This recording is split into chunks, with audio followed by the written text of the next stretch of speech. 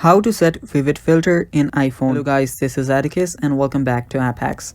In today's video, I'll teach you guys how you can set vivid filter in your iPhone. So without any further ado, let's dive right into it.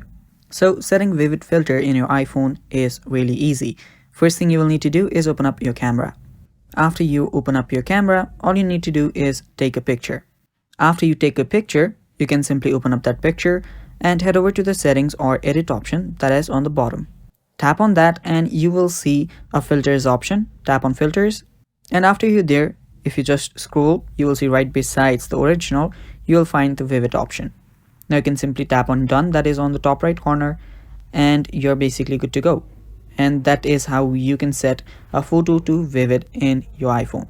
And that is all for the video guys. Thanks for watching. Stay tuned for more, and if you're not subscribed to App Hacks, don't forget to hit the subscribe button. Thanks for watching. Bye bye.